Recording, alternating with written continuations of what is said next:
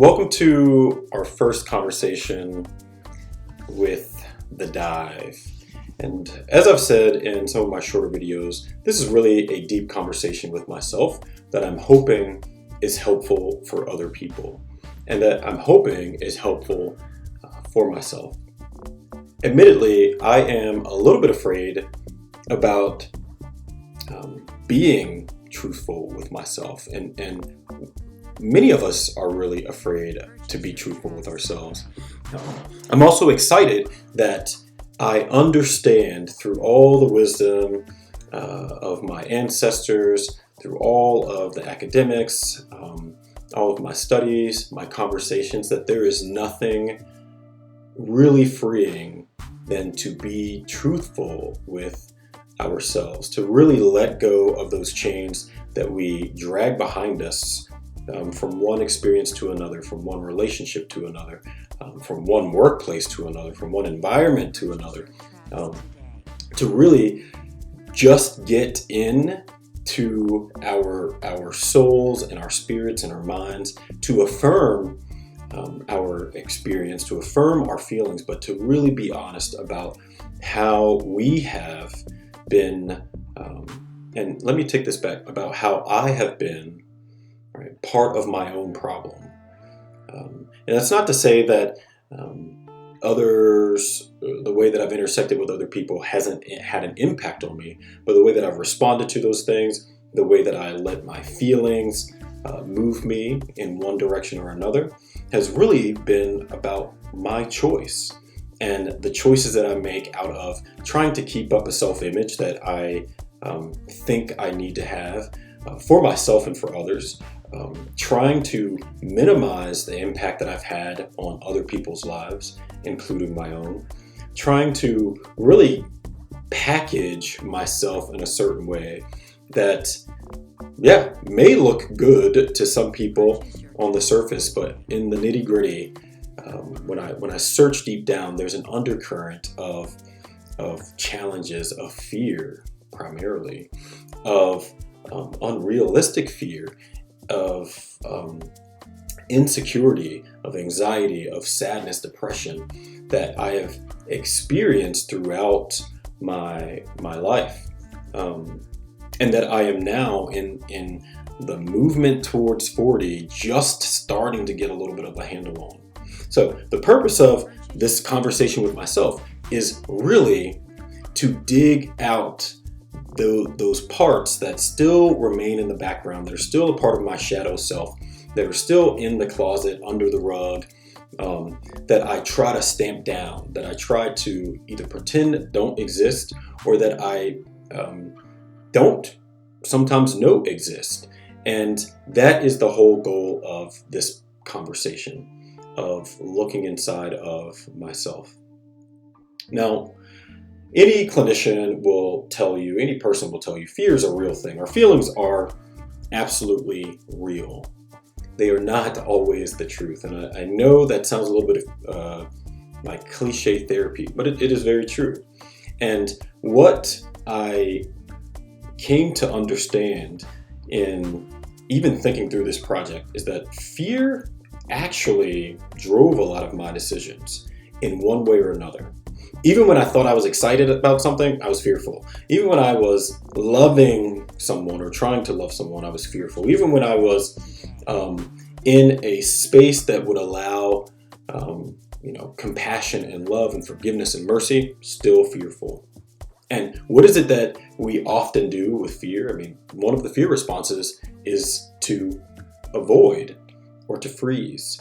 And what I am hoping to do and to learn and to strengthen about myself is how to fight. Now, fighting doesn't mean to physical fight, but how to understand what it is to be courageous to myself so that I can be courageous when I'm interacting and intersecting with other people. What does it mean to be brave in my convictions when there is also a fear that people may not understand me, people may not get it, and that I may just be out here all alone. And what does it mean to be confident in each step that I take?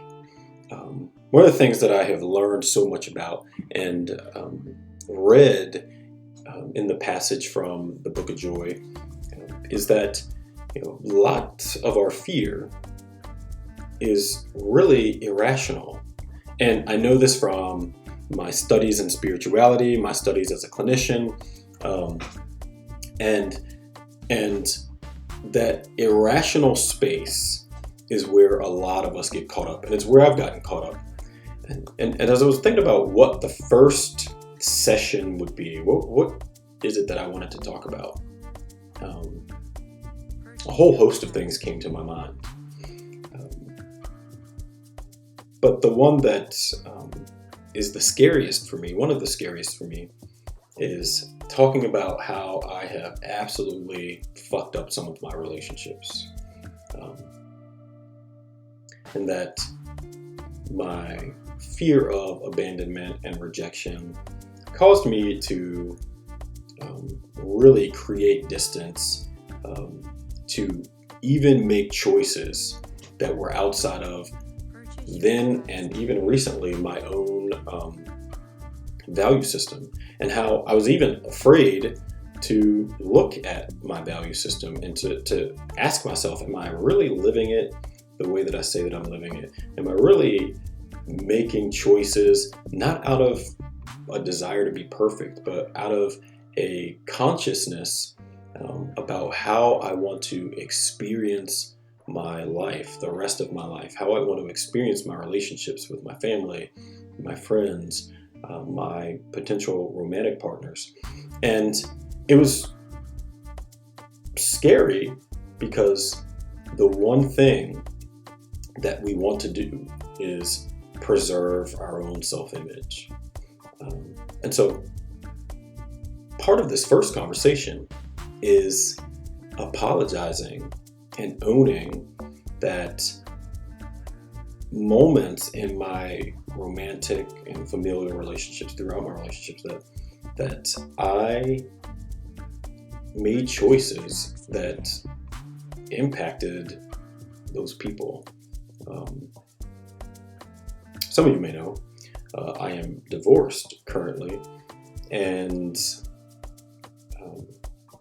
I often get a lot of time to think about my divorce, not in remorse, not in regret, but really in reflection.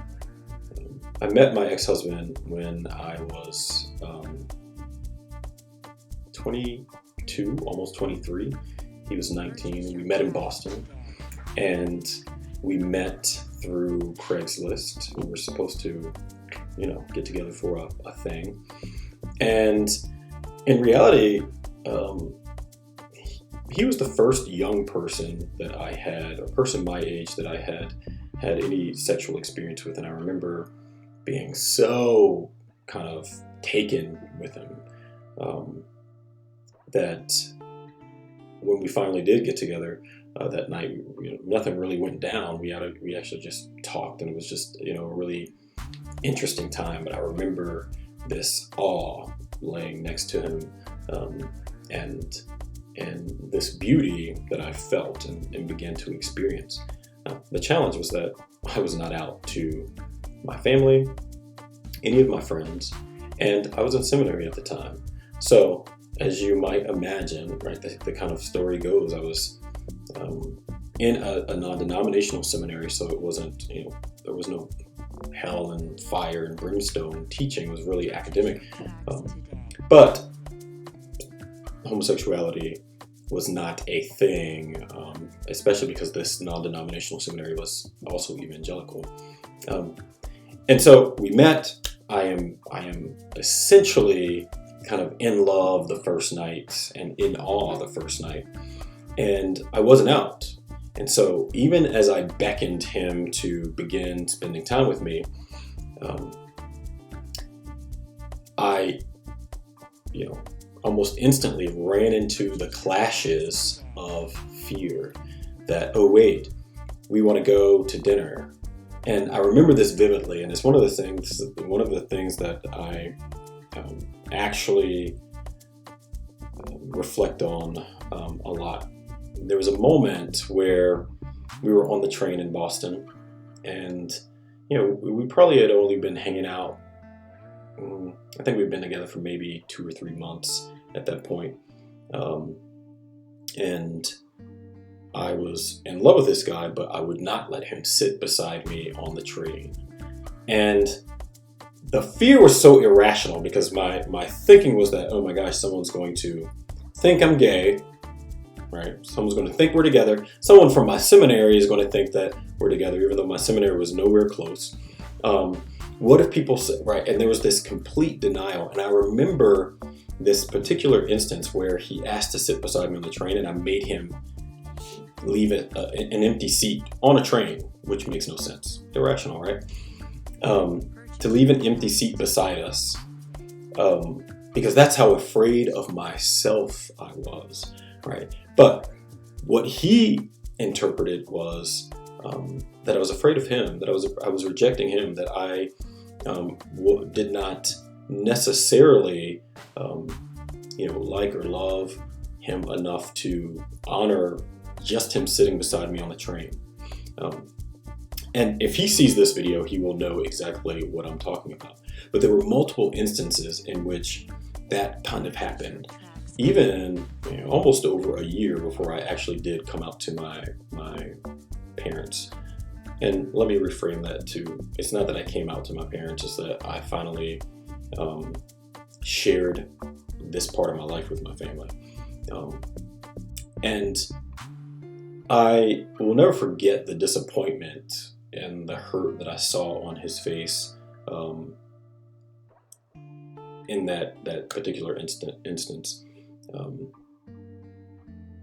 And what was hard for me was to acknowledge that my fear of myself had now impacted someone else.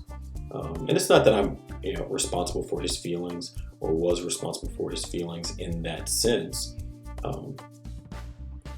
But I did have an impact on his feelings. I did have an impact on the way that relationship went. And I wasn't the only one, but I'm taking ownership for that. I had an impact on the way that relationship then progressed. The back and forth, the in and out, right? There was from these moments, just constant rejection.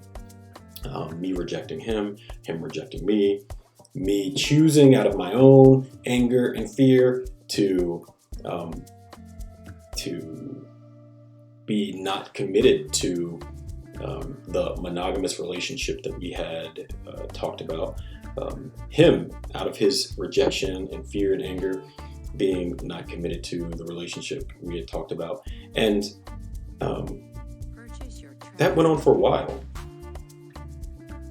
It went on for a while.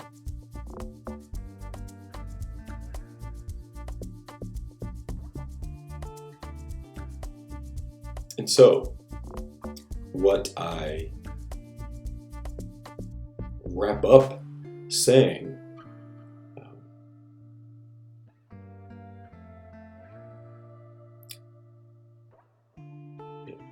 is that I am, one, apologetic to him, and to the one other partner that I've had,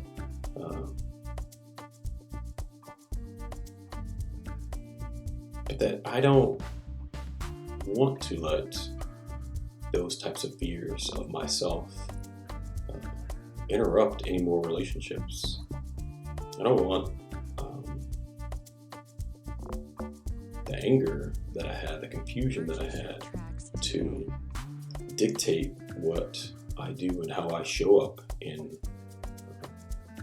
relationships. And while that was a long time ago, the impact lasts for me, for him, and it's hard to recover, that initial beauty that you have, that you experience with a person. It was hard for me to recover that initial beauty that I experienced with this person. because I could not specifically experience the beauty in myself at that time. That my sexuality was not a flaw, a fluke, something to be given space to, nor was it something that needed to be wielded in such a protective and damaging way that I was not able to experience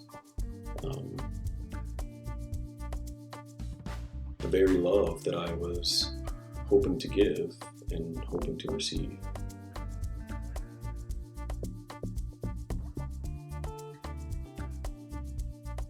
I want to pick parts of this up in our next conversation, my next conversation, because as I reflect back, right, there are elements that come into play that have been a part of our lives for longer than when we've intersected with any particular person, met any particular person. And how do we take a hard look at some of those things and begin to heal from them, begin to acknowledge them, not run from them, but to love them as a part of our experience? I thank you for reflecting with me today, sitting with me today, listening with me today, and I hope this first conversation incites anyone listening, that it incites movement in you to really not tiptoe into yourself, into the depths of what is ultimately a thriving and dynamic and moving being, but that we won't experience if and when we allow some of our fears to